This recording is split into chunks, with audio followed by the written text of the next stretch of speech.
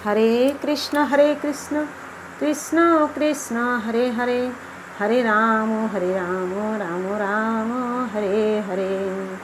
गुरु ब्रह्मा गुरु विष्णु गुरुदेव महेश्वर, गुरु साक्षात् परम ब्रह्म तस्मै श्री गुरवे नमः।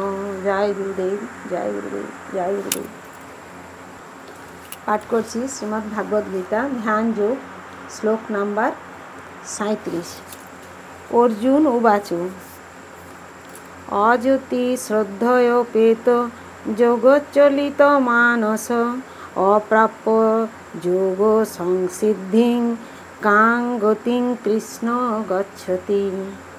অর্জুন উবাচ, অর্জুন বললেন, অজ্যোতি ব্যর্থ যোগী শ্রদ্ধয়া শ্রদ্ধা সহকারে উপেত যুক্ত যোগাত যোগ থেকে চলিত ভ্রষ্ট মানস চিত্ত অপ্রাপ্য না পেয়ে যোগ সংসিদ্ধিম যোগের সম্যক ফল কাম কি গতিম গতি কৃষ্ণ হে কৃষ্ণ গচ্ছতি প্রাপ্ত হন।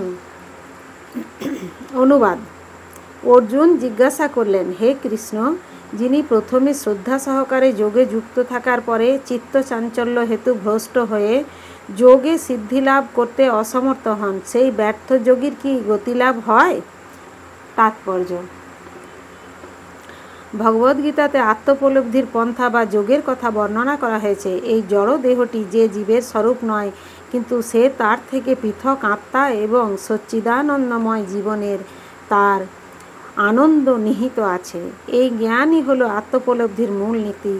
এই স্বরূপ অপ্রাকৃত, তা জড় দেহ ও মনের অতীত। জ্ঞান যোগ, অষ্টাঙ্গ যোগ অথবা ভক্তি যোগের মাধ্যমে এই আত্মোপলব্ধির অন্বেষণ করতে হয়। সবকটি পন্থাতেই অনুশীলনকারীকে জানতে হয় জীবের স্বরূপ কী, তার সঙ্গে ভগবানের কি সম্পর্ক এবং কিভাবে ভগবানের সাথে সেই সম্পর্কের পুনঃপ্রতিষ্ঠা করে কৃষ্ণ ভাবনা সর্বোচ্চ সিদ্ধির স্তর লাভ করা যায়। এই তিনটি পথের যে কোনো একটিকে অবলম্বন করলে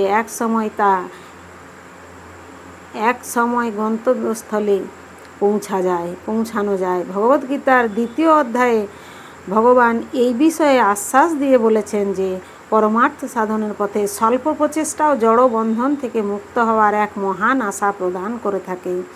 এই তিনটি পন্থার মধ্যে ভক্তিযোগী এই যুগের পক্ষে সর্বাপেক্ষা উপযোগী, কারণ ভগবানকে জানবার জন্য এটি সবচেয়ে সহজ পথ। মন থেকে সমস্ত সংশয় দূর করার জন্য অর্জুন আবার ভগবানকে তার পূর্বের উক্তির বিষয়ে জিজ্ঞাসা করছেন।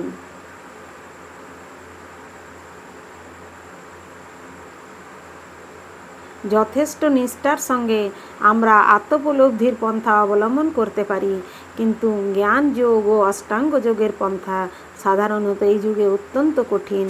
তাই ঐকান্তিক চেষ্টা থাকলেও নানা কারণে পদস্খলন হতে পারে। প্রথমত, কেউ হয়তো যথেষ্ট গুরুত্বের সঙ্গে পন্থাটি অনুশীলন নাও করতে পারে।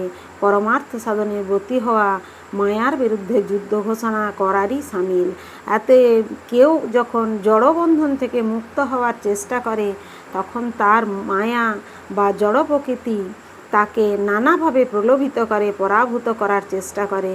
বদ্ধজীব এমনিতেই জড় প্রকৃতির দ্বারা মুগ্ধ হয়ে আছে এবং পরমার্থ সাধন করার সময় তার পুনরায় প্রলোভিত হওয়ার সম্ভাবনা থাকে।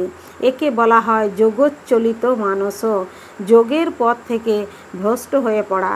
এইভাবে যোগভ্রষ্ট হয়ে পড়লে তার পরিণাম কি হয় তা জানবার জন্য অর্জুন উৎসুক হয়ে আছেন।